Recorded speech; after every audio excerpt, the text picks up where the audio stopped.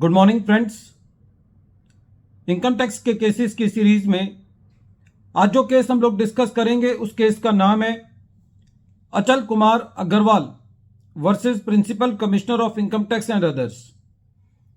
ये case 455 ITR page number 380 पर report हुआ मैटर इलाहाबाद हाई कोर्ट ने डिसाइड किया और इस केस का जजमेंट 9 जनवरी 2023 को आया।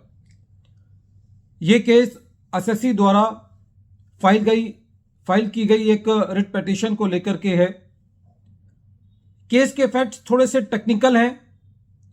ये केस को डिस्कस करने का मेन कारण ये है कि यदि एसएससी किसी ग्राउंड को एजिटेट करना चाहता है, किसी ग्राउंड को कंटेस्ट करना चाहता है, तो एसएससी के लिए ये जरूरी है कि वो उस ग्राउंड को निचली अपीलेट अथॉरिटी से लेकर के चले, तभी वो उस ग्राउंड को आगे प्रेस कर पाएगा।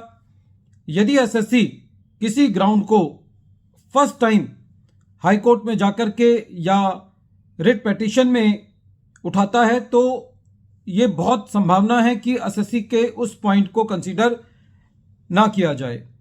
यदि कोई बहुत ही टेक्निकल इशू होता है, लीगल इशू होता है, तो कोर्ट्स अलाउ कर देती हैं कि वो ग्राउंड यदि बाद में भी रेज किया जाता है। लेकिन यदि कोई मुद्दा इस तरीके का है कि असेसिंग ऑफिसर ने अपने असेसमेंट ऑर्डर के अंदर कोई फाइंडिंग्स रिकॉर्ड की हैं और यदि एसएससी उन फाइंडिंग्स को चैलेंज नहीं करता निचली अपीलेट अथॉरिटीज पर, तो फिर एसएससी के लिए उस ग्राउंड को लेना आगे बहुत ही मुश्किल हो जाता है।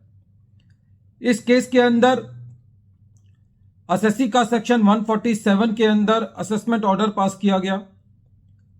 जब एसएससी का असेसमेंट ऑर्डर पास किया गया असेसिंग अथॉरिटी के द्वारा, तो उस असेसमेंट ऑर्डर के अंदर असेसिंग ऑफिसर ने इस बात को लिखा कि एसएससी को सेक्शन 148 का नोटिस सर्व किया गया है और इस चीज को लेकर के कैटेगोरिकली फाइंडिंग्स असेसिंग ऑफिसर ने अपने असेसमेंट ऑर्डर के अंदर रिकॉर्ड करी।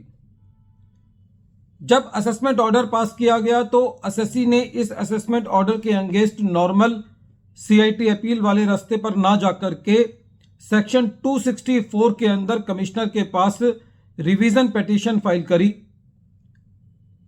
कमिश्नर ऑफ इनकम टैक्स ने एसएससी की जो 264 के अंदर रिवीजन थी उसको डिसमिस किया। एसएससी इस सेक्शन 264 की रिवीजन को लेकर के इलाहाबाद हाई कोर्ट में एक रिट पिटीशन को लेकर के गया और वहां पर एसएससी ने यह मुद्दा उठाया कि एसएससी को सेक्शन 148 का नोटिस इशू ही नहीं किया गया था।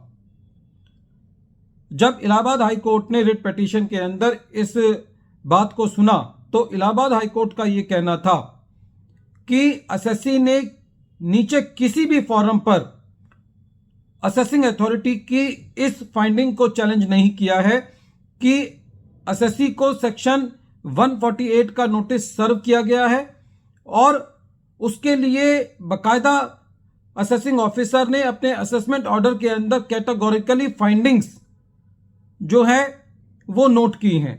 जब एसएससी ने इस चीज को चैलेंज ही नहीं किया है तो अब एसएससी के पास ये अधिकार नहीं रह जाता कि एसएससी जो है वो डायरेक्टली रिट कोर्ट के अंदर आकर के इस पॉइंट को उठाए।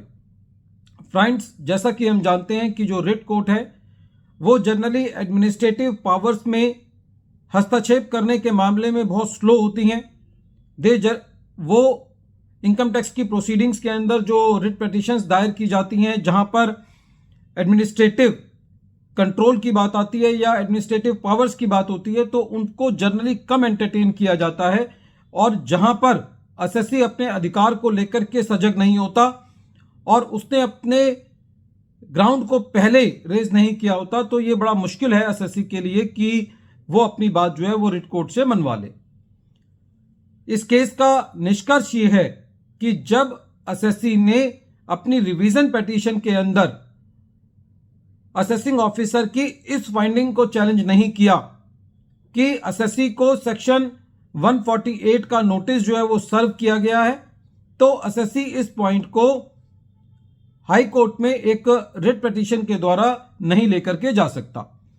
वीडियो के अंत में एक बार फिर मैं केस का नाम रिपीट कर रहा हूं। केस का नाम है Achal Kumar Agarwal versus principal commissioner of income tax और ये केस 455 ITR पेज नंबर 380 पर रिपोर्ट हुआ। मैटर इलाहाबाद हाई कोर्ट ने डिसाइड किया और इस केस का जजमेंट 9 जनवरी 2023 को आया। इस केस के अंदर एसएससी ने स्पेशल लीव पिटीशन भी फाइल की थी, जो कि सुप्रीम कोर्ट ने उसको डिसमिस कर दिया था।